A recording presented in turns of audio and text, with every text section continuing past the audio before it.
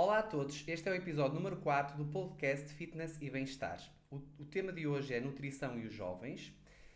Bem-vindos à era digital do seu jornal imediato. Temos connosco a clínica Ângela Ferreira, representada pela própria, que está sediada na cidade de Penafiel, trabalha na sua área de formação desde 2016 e possui um mestrado em Ciências do Consumo e Nutrição. Abriu as suas portas em junho de 2020. Como é que, boa tarde, já agora, e como é que foi abrir numa fase como esta de pandemia as suas portas? Antes de mais, obrigada pelo convite.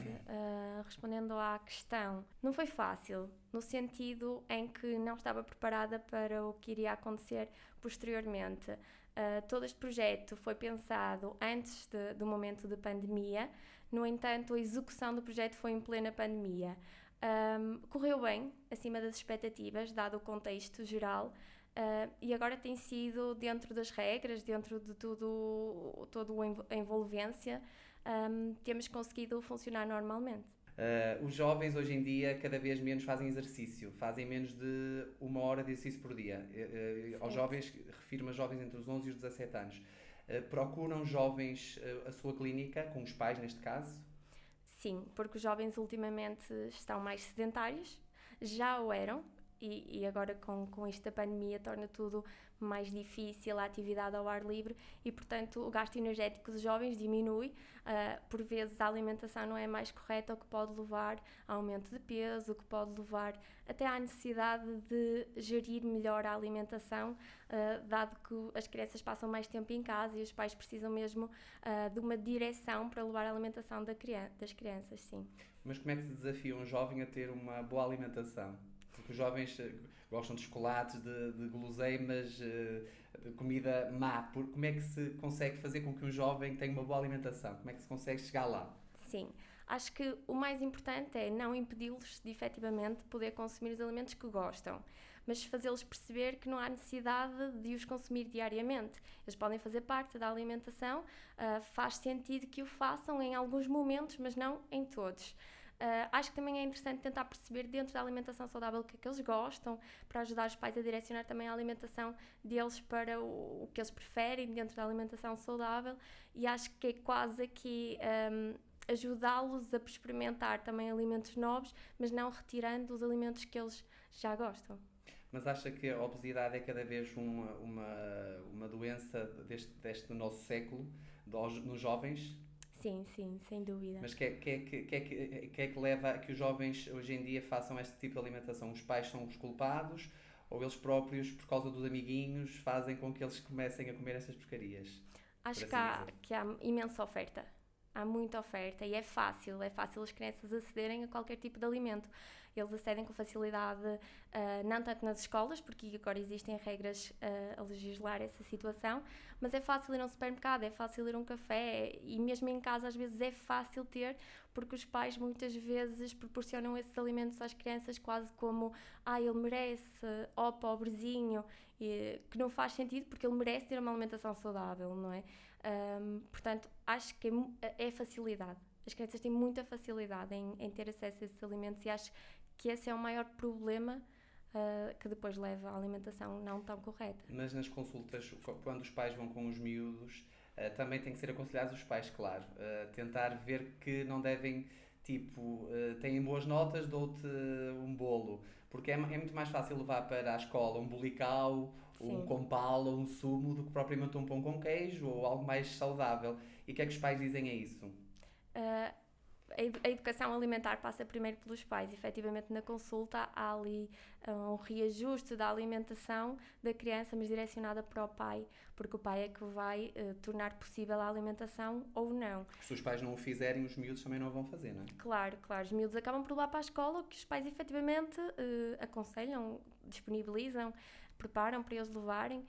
Felizmente, muitas professoras e professores neste momento já questionam os pais o que é possível levar, porque é que eles estão a levar isto e não podem levar aquilo, até criam uma espécie de regra de grupo em que naquele intervalo é importante que os meninos levem todos pão com isto ou aquilo, o que já ajuda a que todos os meninos levem, porque senão depois eles também, os pais falam muitas vezes de mas o meu filho fica triste se não levar um bulical porque o amiguinho tem um bulical.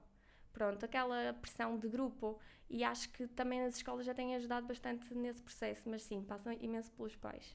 Mas a nutrição, muitas vezes as pessoas e os pais dizem assim, é um bicho de sete cabeças, género, vou ter que alterar tudo, vou gastar muito mais dinheiro em alimentação saudável. Não é assim tão linear. O que é que tem a dizer a esses pais que dizem que é quase impossível ter uma alimentação saudável, fica muito caro? Não, isso não é uma Não é realidade, assim. sim, não é uma realidade. Porque o pão é barato, não é? O queijo é barato, o leite é barato, fruta, ou seja, existem imensos alimentos que podem fazer parte da alimentação diária da criança em que não há um maior aporte financeiro para aquela família. Efetivamente, às vezes, existem alguns alimentos que acabam por comprar que acabam por ser mais caros e que não há aquela percepção, não é?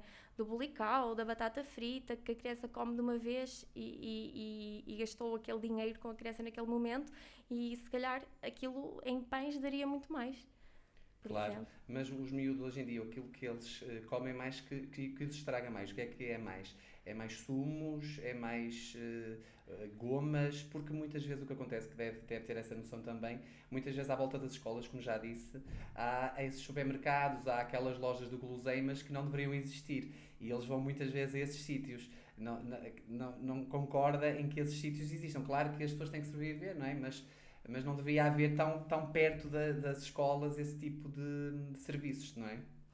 Sim, a disponibilidade acaba É por muito levar mais à compra, sim, claro. e é difícil responsabilizar uma criança de forma a não compres isto, porque é difícil ela ter a consciência de que realmente aquilo não é o melhor para ela.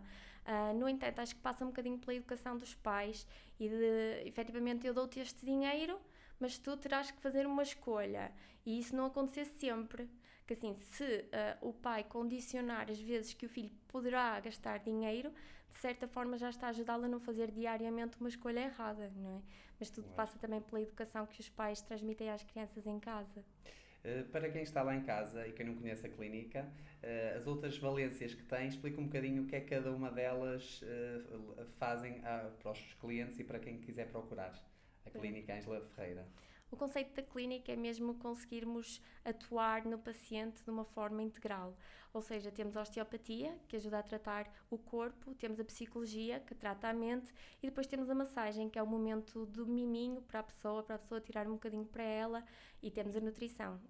E acho que estas vertentes juntas acabam por criar uma abordagem multidisciplinar que ajudam as pessoas nas diferentes vertentes que elas possam necessitar naquele momento.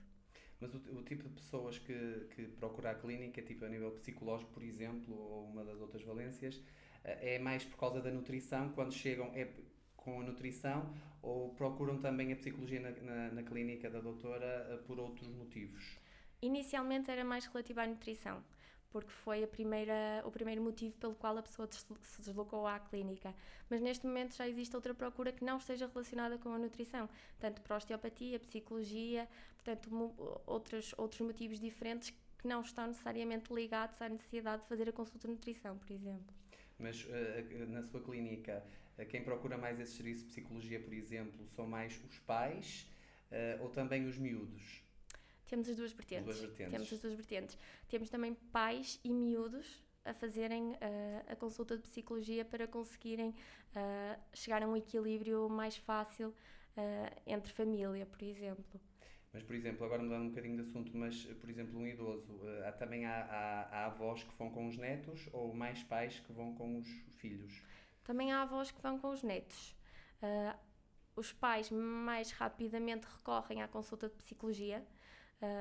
Não sei se por sentirem efetivamente que estão mais próximos da criança e desta forma conseguirão acompanhar e os avós já não terem esta percepção tão próxima, mas os avós acompanham as crianças, não recorrem tanto à consulta de psicologia como aos pais. Ok, agradeço já a sua participação no nosso podcast. Obrigada, eu. Espero que tenham gostado de estar connosco. A nutrição é sempre uma mais-valia para todos nós. Até ao próximo podcast. Até lá!